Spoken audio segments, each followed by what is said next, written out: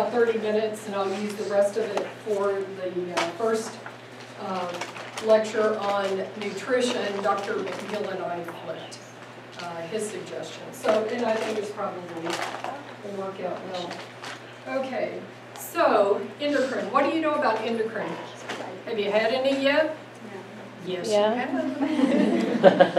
You've done it. So when we did we split some of it into other things. So endo is mostly the study of all the organs that produce hormones, is what endocrinology is. So what have you already had that's been hormone related?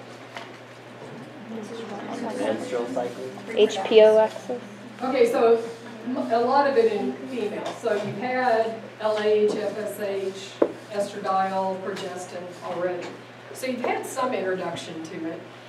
We are going to concentrate on 4 of the organs this time. We're going to look at the pancreas, the thyroid, the adrenal glands, pituitary, and we're going to do male hypogonadism as well. So let's get started this way. Okay, so what is endocrinology? It's the study of hormones. Hormones, you know, are special chemical messengers that direct another organ. One organ sends to another organ and tells it what to do. There are hierarchies of messengers that you've already learned about, so we'll talk about those. They do a lot to control a lot of what our body does at different times in our lives, under different stresses or moments. Controls a lot of reproduction, controls a lot of the way our moods and our emotions. Let's see if I can get this to work. It's kind of elementary, but you'll hear me talk enough that I thought this was, if I could get the books.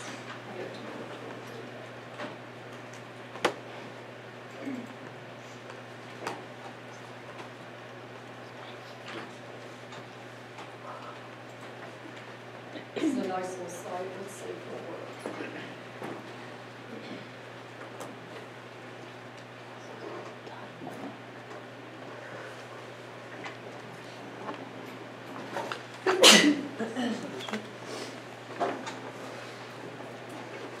You should have 2 things. You should have a schedule and what else did I pass out?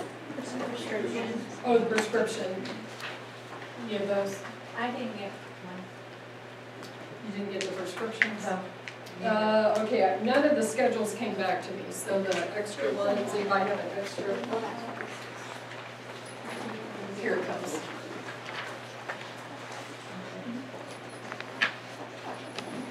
Well, it may not load.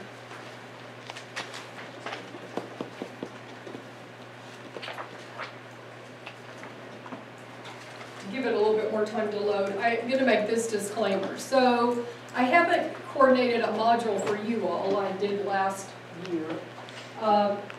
So I may do things differently. I do not in any way mean to do it in a way that would confuse or make you wonder what is going on. So if those things happen, call it to my attention, because it's not my intent to be that different. I just, my experience lets me do it a different way, or leads me to do it maybe a different way. Or I'm not necessarily involved in all the running of all the modules. So if I do something that makes you go, what in the world are you doing? And why are you doing it that way? Please bring it up, because it's probably just because I don't know how others do it. So I don't want it to look so odd that you think that it is worrying you. Okay, so please bring those to my attention. It doesn't bother me a bit. Okay.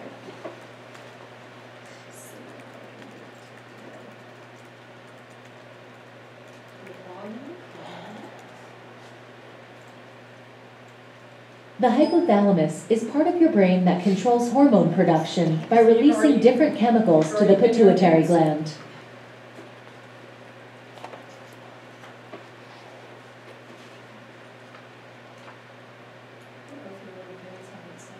We're not going to spend much time about pineal. The pineal gland connects the endocrine system with the nervous system, produces several important hormones, including melatonin, important to sleep-wake cycles and sexual development. We're going to talk about this gland when we get to, I think it's in psych, or maybe in neuro. When we talk about sleep and anxiety, we'll talk about the hormones that are produced by that, and then melatonin, which we can use for sleep.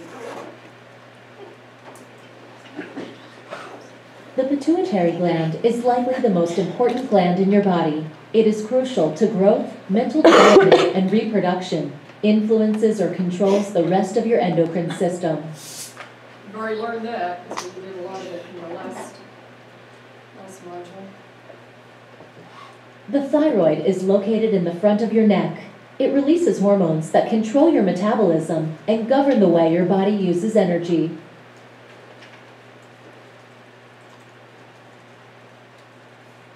The parathyroid is located behind the thyroid gland. They are essential for proper bone development.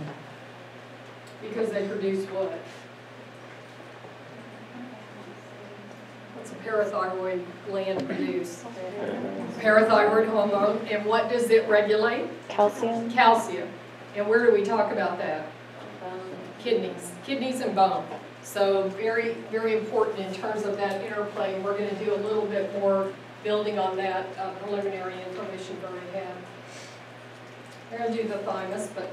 The pancreas releases the insulin your body needs to metabolize sugar.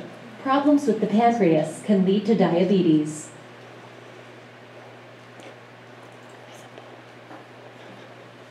The adrenal glands influence the way your body uses energy. They also release a hormone called adrenaline when you are under stress. What's the time when they do what? That's it.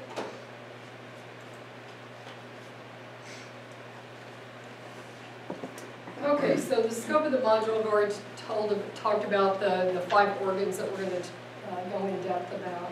For the pancreas, we're going to concentrate a lot on diabetes. If you've looked at the schedule, you can see it's fairly heavy. If you don't like diabetes, you will find it very hard to hide from it because it is everywhere. I cannot tell you a discipline where you will not run into it. You may not be caring for it, but it's part of the patient that you see. Especially in this country, or in this state. It's a very high prevalence. If you're in the South, very high prevalence. So it's hard to get away from at least the type 2 diabetes. Talk about type 1 as well, spend some time with gestational diabetes, or the type of diabetes or gestational that occurs during pregnancy. We're going to talk about the chronic complications of diabetes, and we're going to be talking about a lot of the organs you've already dealt with. So cardiovascular disease is huge. It's about 75% of people with type 2 have it, and that's the common cause of death in type 2. We'll also talk about neurology, the neuropathic, which you haven't had yet, but we'll also go into depth on the eyes and also the kidney complications of diabetes. So we'll start bringing in some of that information you've already had. We're going to do common skin disorders because it is something you will see in almost every diabetic. And Amy Hughes, who is a new faculty member, is specialized in dermatology, and so she's going to give you a really good orientation to that. We're going to spend time on the diabetic foot, and we're going to have Maria Jones come, who's a physical therapist, and talk to us about wound therapy and also how do you evaluate the gait, because these folks, as they develop neuropathies, usually their gait becomes very abnormal, and that leads to all kinds of problems for the patient outside of their diabetes. And we'll also talk about metabolic syndrome, which is mostly a cluster of cardiovascular risk factors that then become a collection or a syndrome that leads to early cardiac disease. Thyroid and parathyroid, we'll talk about hyperparathyroidism, hypoparathyroidism, pseudo, which means what? False hypothyroidism, hyperthyroidism, hypothyroidism. The management of thyroids during pregnancy we'll spend a little bit of time on. Also drug-induced thyroid disease, which you've been exposed to some of that already. We're going to have a doctor from St. Anthony's who Shelby worked for, right? Dr. LaGreca. She did an excellent job last year and was very well received. She's going to talk about thyroid cancer and thyroid nodules. That's really a neat lecture she does. With the adrenal and the pituitary, we'll talk about primary adrenal insufficiency or Addison's disease, Cushing's syndrome, primary hyperaldosteronism, hyperprolactinemia, we've already been introduced some to that. Acromegaly or giantism, talk about dwarfism as well, so the effects on the skeletal system, SIADH, and diabetes insipidus. Other things that we will talk about or will do is the male hypogonadism, hypoglycemia due to other causes than medication-induced hypoglycemia. We're going to have a talk on endocrine imaging by Dr. Brand. He's a physician I worked with at Family Medicine. It's an excellent orientation to that imaging. We're going to do introduction to nutrition today. You cannot talk about diabetes without knowing something about food. So we'll introduce that. And then Dr. Britt's going to talk to us about coping with chronic illness. It's really important with diabetes and with any disease that is has a major impact on quality of life and that has long-term chronicity. So people live with diabetes for 50 to 60 years for some people. And it's important to help people or to know what they're dealing with and then to help them with coping with that. So he does an excellent job. He taught our patients. We had classes over at Family Medicine. He led that. It's really a good exercise. Okay, questions about what we're going to do or cover? Anything you were hoping to cover that you didn't hear up there? Okay, here's the course faculty. So most of the people that are teaching are part of the faculty. We only have 4 guest lecturers. So I'll be the course director. Mark Britton, Robin Paul will do the physiology as she has always done. Tammy Reggio will do the lab medicine. Amy Hughes you'll have that one time with skin conditions. Dr. McNeil will do pathophysiology. He's going to do physiology of pancreas today. He'll do pathophysiology of the other organs. He's also going to do the lab medicine for thyroid.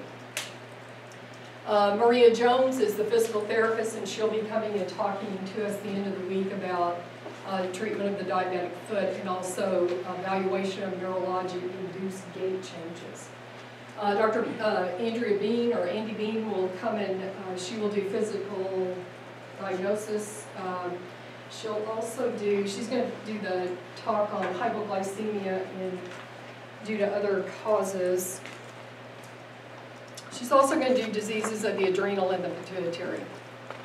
She really likes endo. She led this course last year. She did a great job.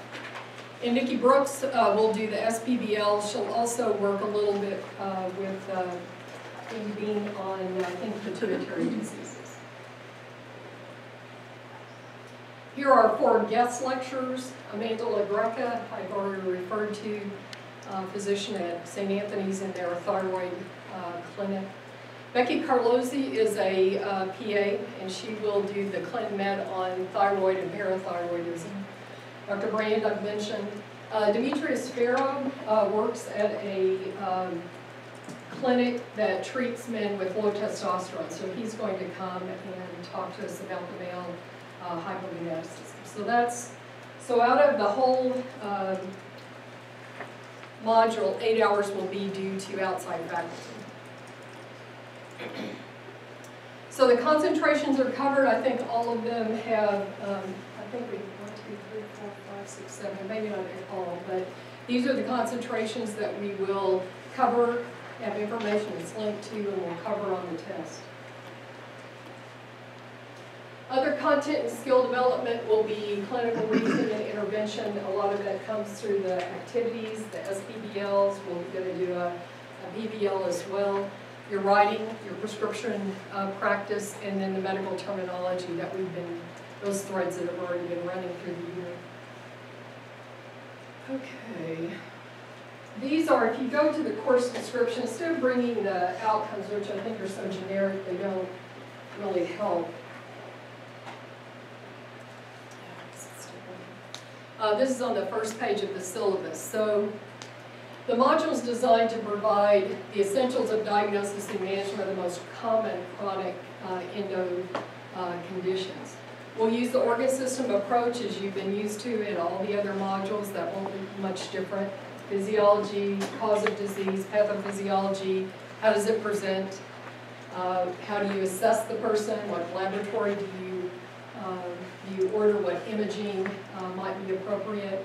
We'll talk about the overall management, as we always do, pharmacotherapy, non-pharmacologic agents, patient education that's important, and in some of these it's very important, especially with the care of the diabetic foot.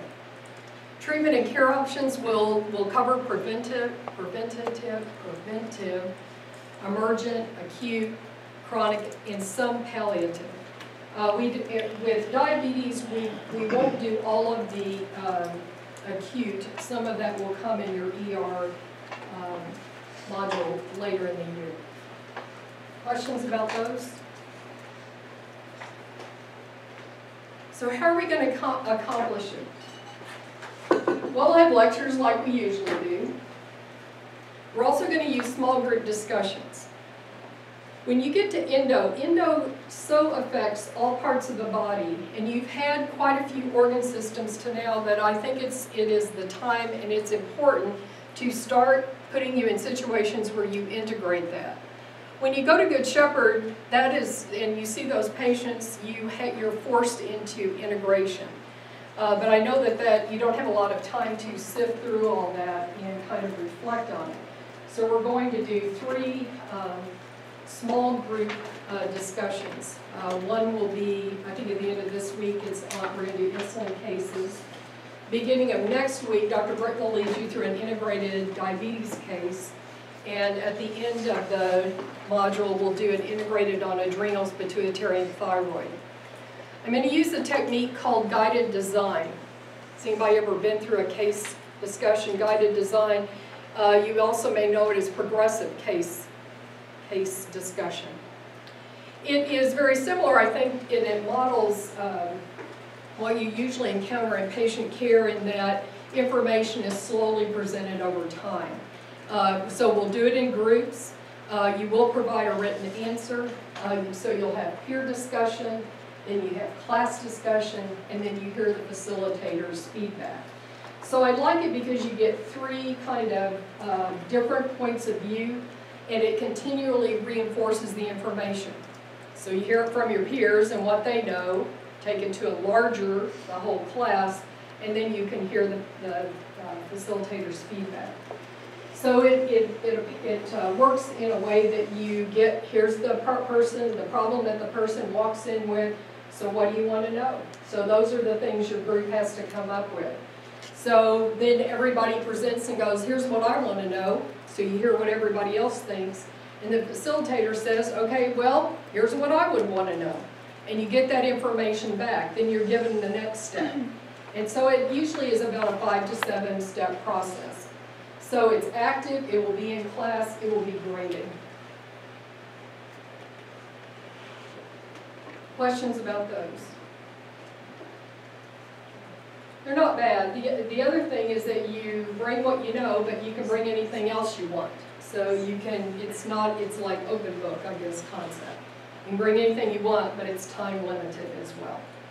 You'll do fine. Hands-on application, so you have an SPBL in this module, which occurs next week. You'll have the physical diagnosis, which will be towards the end of this week. The things that we'll do that are hands-on is you'll learn how to use a glucose meter if you don't already know. We'll do the ABI, how do you do an ABI. We'll also do a diabetic foot exam. Some of you have done that in the clinic already. We'll go through that, and you'll use the monofilament, you'll use a vibratory tuning foot, fork. You'll learn how to assess vascular changes in the foot and the leg of the person with diabetes. Thyroid, you'll do thyroid palpation, and you'll have time to practice that on the SPs. So we have SPs that are scheduled on Friday afternoon. There's 5 of them. So you should be able to move through those or have plenty of time.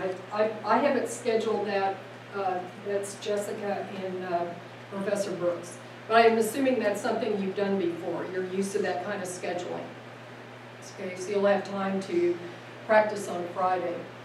We're going to do a PVL, so you will write up your foot exam. I will show you lots of well, I'll show you some different templates that people use to document. It's pretty common for your EMRs to have templates in it that allows you to document a diabetic foot. Then you'll also have your EBM paper that's associated with your SPVL. Still have your prescriptions. I've already posted those. They're on the D2L. They're due the last day of the module, which is July 10th. So you can bring it like you did today to the exam. Because after that, Dr. McNeil's throwing you a party, I understand. And then we'll have the medical terminology. I think that's on July the 7th. So those are similar. So questions about those activities?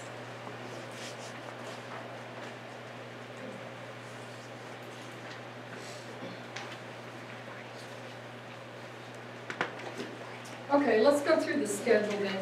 The printer had a huge jam, so I put them on here, but we were able to get it printed off. So let's walk through the schedule. It is packed. I've already heard some of you go, man, look at that schedule. Well, if you want all 4.5 days, then we had to scrunch it up. So it's either stay and we'll spread it out, or you could be off. That's it. The first week is diabetes. It's huge. It's about 12% of the population, so it's a very common of the adult population. So it's an important topic, and we're going to look at it from multiple different facets of it. So you kind of know what we're doing today. Tomorrow we'll do pathophysiology in the morning, lab medicine, which will include everything but the thyroid. Okay? Thyroid will be in the second grouping of the module. We'll do the evaluation of the patient with diabetes, or the clinical medicine approach. We'll start talking about the drugs. We're going to divide them into oral, into injectable, and inhaled. There's lots of them. So we'll do the orals on one day, and we'll do the injectables and the inhaled on the next day. We'll also talk about the pathophysiology of diabetes, of type 1, the chronic skin disorders, and then we'll do coping with chronic illnesses on Wednesday afternoon. On Thursday, we'll talk about insulin. So we'll talk about it from a type 1 and a type 2 standpoint. And we'll look at different delivery devices. So pens, inhaled devices, also pumps. We'll then look at the chronic complications of diabetes, and we got one other thing.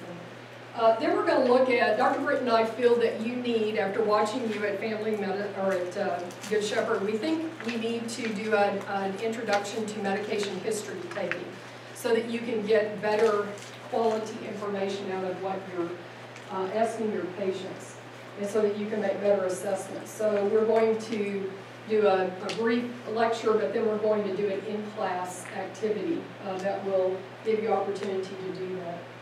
Then Professor Bean will come in, we'll do the physical diagnosis part, and we'll do the hands-on. We'll do some of that in the class, and then you'll have the practice on Friday afternoon.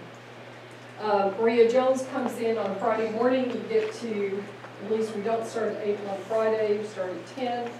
We'll do the insulin cases in the afternoon. I'll get those to you ahead of time. Those if I haven't decided exactly the format I'm going to take on that. If we don't do it as guided design with that one, then I'll send them ahead of time to you to look at. And then you have your practices with the SPs Friday afternoon.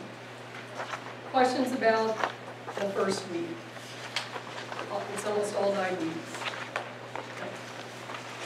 Next, the second week. Diabetes will end with the first of that case discussion on Monday morning that Dr. Britton leads you through is diabetes related. It will be diabetes based. The first one will have lots of other problems. but it will be mostly centered around diabetes. So that ends the diabetic phase. Then Robin Hall comes in. She'll do endocrine physiology and physiology of thyroid, pituitary, and adrenals. And then Dr. McNeil will do the pathophysiology of thyroid diseases and thyroid lab medicine. Then on Tuesday morning, you have a lecture with Dr. LaGreca, the thyroid cancer and nodules. And then that afternoon is when you have your SPBL. Wednesday morning is time for you out of class to get that SPBL, your paper written and done. And then that afternoon we'll do thyroid and parathyroid and clin medicine. That'll be Becky Carlozzi, and then I'll come and we'll talk about the treatment of those diseases. Thursday morning we have Dr. Brand. We'll do the endocrine imaging, and then your debriefs are that afternoon with the SPs and the faculty, and that seems to be pretty much how you always do it, right? And then on Friday morning, you'll have your exam, exam 1. Exam 1 will only cover diabetes, okay? No thyroid, no adrenals, no pituitary. So pretty much what we cover this week is what will be on the test next Friday. Now I know that's different for you, so please note that. Okay, and then we have 2 days off, the July the 3rd and July the 4th. Some of you who don't have Good Shepherd on Wednesday morning don't have to come back until 1 o'clock on Wednesday afternoon, but Good Shepherd starts back that day if you're assigned.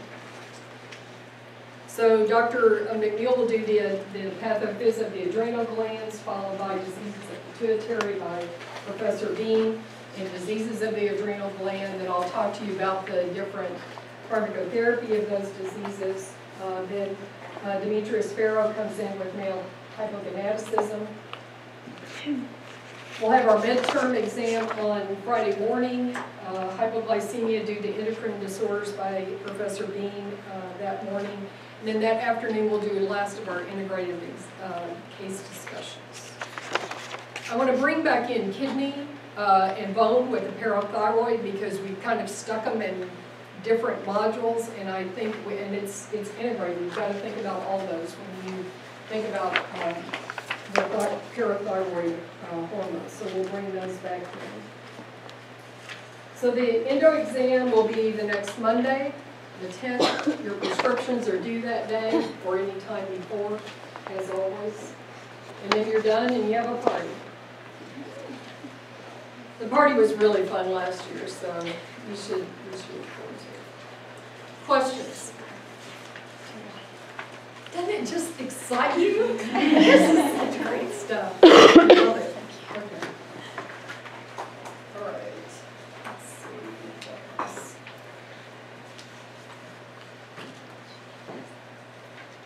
Okay, so how will you be evaluated? So if you're looking online and it's on page, oh shoot, I didn't do, I only put pages on the first. Page 9. 9, thank you. Okay, so, I don't know how well you can see this. Your grade will be broken into 3 different areas, or what contributes to it. So the multiple choice or the objective then are 65% of your grade. About 33% of the exam 1 because Dr. McNeil keeps giving me more questions than I first asked for. So I think it'll be about 108 questions, but that may differ because he gave me a different number this morning. So about that, as soon as I've got it nailed down and he's taught, I think I'll be able to give you a final. It'll be around 108. Exam 2. Over the second half of the material is roughly the same amount. So those are fairly equal. Patient care related assessments, your SPBO will be 15% of your final grade, and that will include the EBM paper, so those two, so your paper and your EBM discussion. And then the PBL diabetic foot exam documentation will be 5%.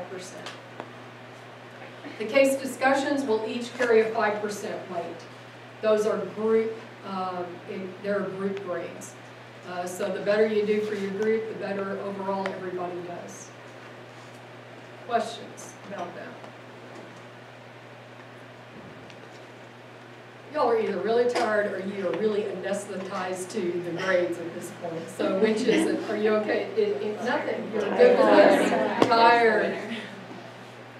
Okay. All right. Let's see.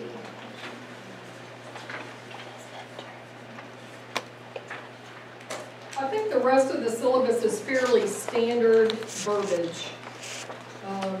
Oh, I did go back over the, in the very beginning of the syllabus, there is a list. On page 2, there's a list of textbooks and readings. I went through all of those and cleaned it up. So this reflects what currently is in Access Medicine. The other thing I'm thinking about doing, I haven't gotten this far, but it's been my plan, is that for your, let's see, the imaging, the hypogonadism, and Dr. LaGreca's, what was the fourth one? Oh, Becky Carlozzi's, the parathyroid and hormone. What I'm thinking about doing is that I'm going to give you an assigned reading. The assigned reading is where the, and I'm going to try to give you a study guide that goes with it. I may be too ambitious, I may have to modify that as I go along. But that is, my intent is to give you that. That is where your testing is going to come from. But you got to come to class and listen to these people because they volunteer their time. They're good in their area. But they don't always present it in a way that I think is studyable. And also to make questions off of.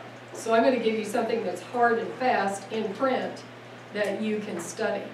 But you got to come listen to them. If you don't come, then I'll have to figure out what to do from there. Okay? So come, listen, but what I'm going to test you off of is going to be something in print. Because I think it makes more sense in terms of trying to study. Because it's logical, it's flows, and it's testable material. What they give you is great clinical material. Questions about that? I see different face in response. Thank you. Thank you, yeah. Now, do not hold anybody else to this standard because they'll kill me. So we'll just try it and see how it works. Okay. I do it more as much for myself as for you because trying to listen to them and write questions as well is hard. So, and they're not trained teachers and they're not part of the curriculum. They are part of the curriculum, but they're not responsible to it in the same way that the faculty are. So I think that that will help. It'll also flesh out kind of what you know. So we'll just try it. All right. Anything else?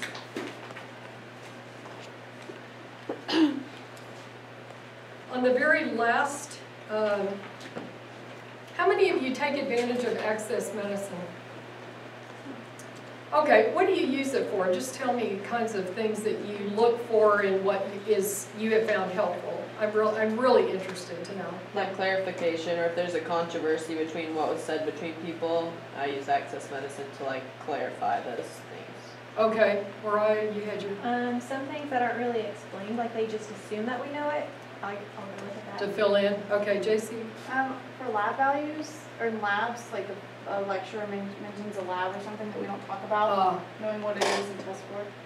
Okay. If that happens, would you just indicate those to me? That way I'll catch them for next year. If things are being thrown out that you're not familiar with. Who else had a handout? I think it's supplemental a little bit, like we just scratch the surface, and maybe we should know a little more size.